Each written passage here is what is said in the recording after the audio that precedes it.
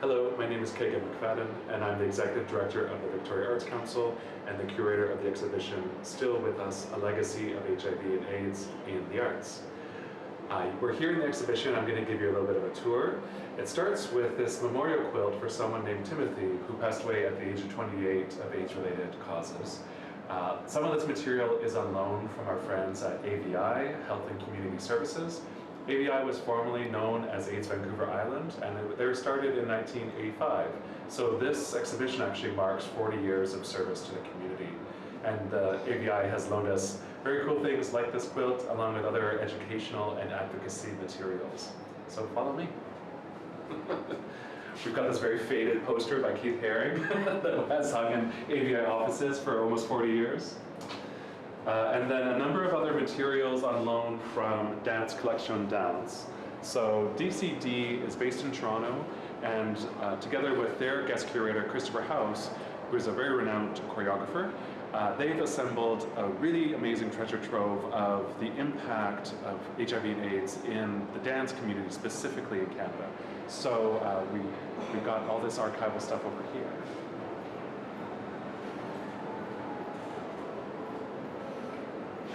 And so what Christopher has done is actually found a number of important dance artists who have passed away from AIDS-related causes and diseases. And so he's highlighting their history through this installation, but also bringing in the larger cultural context of what was happening with AIDS in the world, essentially, but predominantly in North America. So over here we have a small installation that looks at the various memorials, the public memorials of AIDS in Canada. So there's, of course, the Vancouver one, which a lot of us will know and recognize, but also Toronto and Montreal. And then locally here in Victoria, AVI, every December 1st, organizes a memorial candlelight vigil for those passed away from AIDS. So that's what this picture here represents. We also talk about larger situations like the tainted blood scandal, which affected more than 2,000 Canadians in the 1980s, which is a very important part of this history.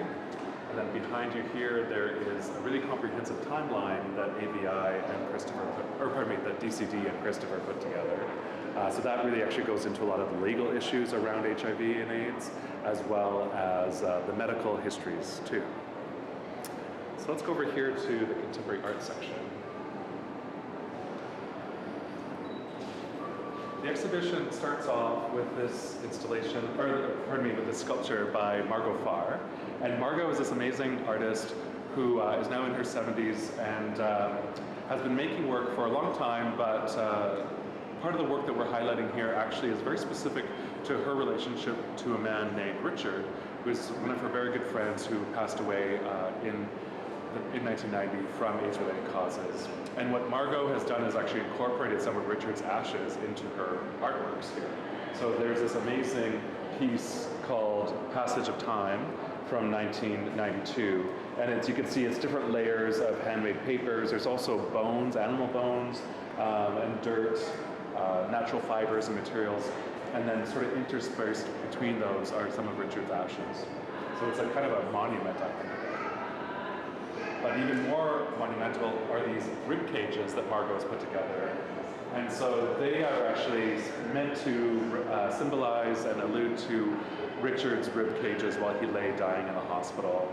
So this one in particular is really quite gaunt and close to the bone, as they'd say. So Margot made these again in 92, 93, and then revisited them more recently for an exhibition. And we're very happy to have them now here as part of Still With Us. And the last piece of Margot's that I'll show you is actually a collaboration with the poet Alice Furman. And the two women met in Banff at the Banff Centre in the 1990s. And Alice was there writing poetry, and Margot was there making art and kind of grieving Richard. And so she had mentioned to Alice how the stigma around supporting and living with and mourning someone with HIV or AIDS was so prevalent at the time. And so Alice wrote a poem in response to that stigma and to the friendship that Margot and Richard shared. And you'll see here that actually there is a spilt bottle or an overturned vase vessel that has more of Richard's ashes, along with some sparkles and glitter and things like that, because apparently Richard was quite fabulous. Next to this installation of Margot's, we have these two big pieces by local artist and activist Peggy Frank.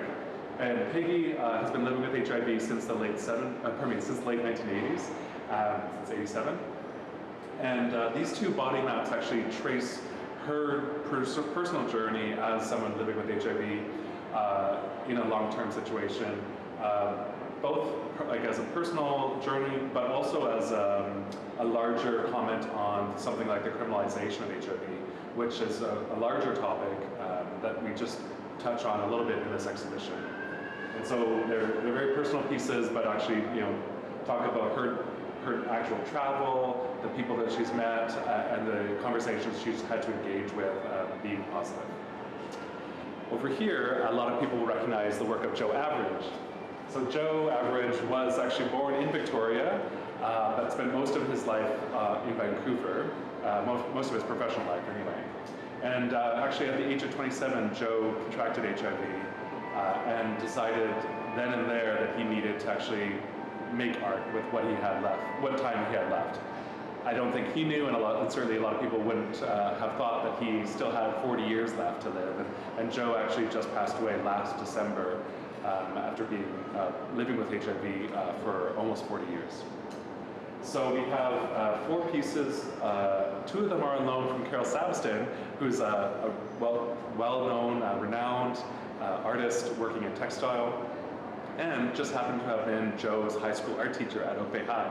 So the 2 of them kept in touch for more than 50 years and certainly supported one another and championed each other's art practices. So the tulip piece on the left, as well as the self-portrait drawing on the right, are on loan from Carol, and we're very happy to have them here. The tulips is a very interesting story. It's called floral fatigue. And of course, we think about, we give flowers to people with the promise that, by the time these flowers are dead, things will have been better. Your sickness will have rectified itself, or whatever is ailing you will have moved on. Of course, the reality with HIV is that it's still ongoing.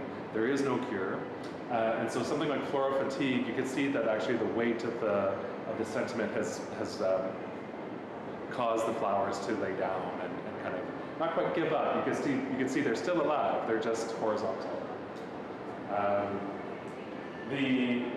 This installation of Joe's is met or paired with a collaboration that he did with the artist Jamie Griffiths. And Jamie and Joe were living in Vancouver at the same time in the 2000s. Jamie now lives in Nunavut. So it's been great to connect with her. And so there is a video portrait of Joe and talking about his lipoatrophy, which is commonly referred to as wasting. The reality of living with HIV is that you have to take so much medication and so many pills that they will often have different side effects. And so Joe decided to create this piece along with his collaborator Jamie Griffiths to talk about that specific side effect of his illness. And essentially the irony is, he was on so much steroids that he got quite muscular, but actually could not keep weight on because of the conflicting diseases. So he talks about feeling kind of monstrous. There's an audio of his reading diary entries where he talks about women kind of shying away from him and taking their kids further away from him, or security guards thinking that he, shouldn't be in certain places because of how he looked, and he was just trying to kind of live through the day. So a lot's going on there in that video. And there's an accompanying photograph that Jamie took from the image, or from the video, and then Joe augmented digitally. So these pieces have rarely been seen. They were done in 2010, and now it's 15 years later. And we compared this with a piece by Mafanwi Pavlik, another local artist, much loved and missed. And this portrait of Mafanwi Pavlik that she's done of Dr. Peter is Dr. Peter Jepson Young, who was at the forefront of advocating for and researching HIV awareness and protocols in the late 80s and early 90s. And Dr. Peter actually had graduated from medical school in 1986 and almost immediately found out that he was HIV positive. And so he actually never practiced medicine, but what he did was actually do more research and, like I said, advocacy. And so much so that he actually had an ongoing series on CBC that ran for almost 2 years, and it was called the Dr. Peter Diaries, where he talked first person about living with HIV and AIDS and the stigma around it, but also, what people could do to combat that in their daily lives. And I think to have something like that as a national broadcast was so important in the early 90s, because a lot of people still didn't think they knew anyone with HIV or AIDS, when the fact is that probably they did. They just weren't aware of it. And I'll just mention too that there's 3 other artists in this installation. There's a printed matter by Cookie Mueller, who's a much loved underground actress, star of John Waters films. And then this video piece by Kathy Busby is a video portrait of her brother Steve's HIV medical regimen. So he goes one at a time of all the pills that he has to take, and she kind of interviews him about those pills and what they do and what side effects they have. And this was done in 1992 on New Year's Day. And Steve passed away a year later. And then the last piece in this contemporary installation is with Margaret Flood. And this is a photographic trilogy. It's a very fascinating story where Margaret's father was at the forefront of gay rights in Canada in the 1970s and early 80s. He was the publisher of a magazine called Gate, which is a gay alliance towards equality. And eventually he moved down to San Francisco with his daughters, his young daughters at the time. And so there's 3 pictures here. One is the 3 of them up on the bluffs overlooking the Castro district, which was a very famous queer neighborhood where they were living. And actually that neighborhood became decimated during the AIDS crisis. After Maurice passed away from AIDS-related causes, his daughters scattered his ashes on that same bluff. And so that's what these 2 first pictures are. And then 25 years later, his granddaughter, who he never met, went to that same bluff almost as a pilgrimage and took this photograph. So it sort of completes the trilogy.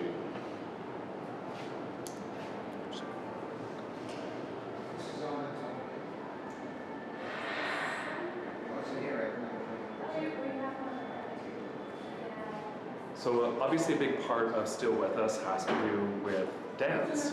And we're really thrilled to work with the local choreographer Linda Reno, who has loaned us this archival footage from the one and only time that the piece Say Goodbye to My Brother was performed. And so that's between Linda and Sean Costello. And Sean actually passed away the year after this duet. And so it's quite important for us to have this piece. And there's more to this that I'll get back to, but I just want to say we, through Linda, have met the artist Anna Ma, and this is Anna's installation of drawings and paintings that she did of Sean and Linda performing this piece. And so these were done in 88, 89. Sean died in 89. And so it's sort of this nice bookended memorial. And we're quite excited because part of Still With Us actually is a performance series in partnership with the Bauman, as well as Dance Victoria, Pacific Opera, and Intrepid Theatre. And 40 years almost after this initial presentation of Say Goodbye to My Brother, we're working with 2 young dancers and Linda to represent it again for a second time. That evening and that name will also show the work of local playwright Rick Waynes, who has penned a libretto. So he's now exploring opera and working with a number of musicians and accompanists to talk about HIV from a verbatim perspective, a lived experience. And then we also have our friends at AVI and their project called the Viral Monologues. And so the Viral Monologues are performed by 4 different people talking about their first person experience living with HIV. And we partnered with Intrepid Theatre to kind of massage that theatre piece back into life, almost 15 years since it was originally presented. Now, the last piece of this exhibition, it's quite sprawling, is this installation that honors AVI, or AIDS Vancouver Island, And so as I mentioned, they are recognizing 40 years of service in the community this year, and we're really excited to give them a platform to show off what they've been doing.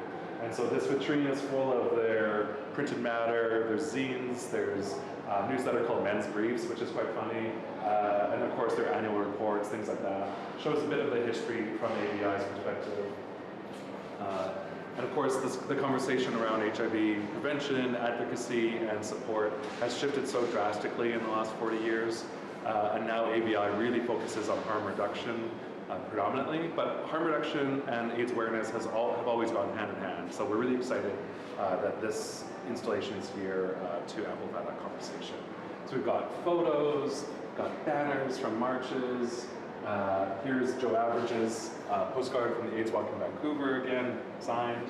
And then a number of other kind of co-occurring things. For example, this poster for offerings, which actually was illustrated by the local artist Miles Lowry. This was the poster for the event where Linda and Sean performed. So it's a really nice kind of all these closed loops in a way. So we're really excited to have Still With Us here. We're at the Bay Center, the lower level, just off of Douglas Street entrance. The exhibition is on until December 1st, which is World AIDS Day. And when you come, you can get a copy of this booklet for free. It's got all the information about the exhibition, about all our partners, including Anti-Collective, ABI, the Belfry Theatre, Dance Collection Dance, Dance Victoria, Greater Victoria Public Library, Intrepid Theatre, Pacific Opera Victoria, University of Victoria, and Visual AIDS, which is an amazing group out of New York that we've partnered with for 7 years now. Every World AIDS Day, we show a video that Visual AIDS commissions, and it features the work by HIV positive video artists from around the world. So you'll have to come December 1st right here, and we'll see those videos together.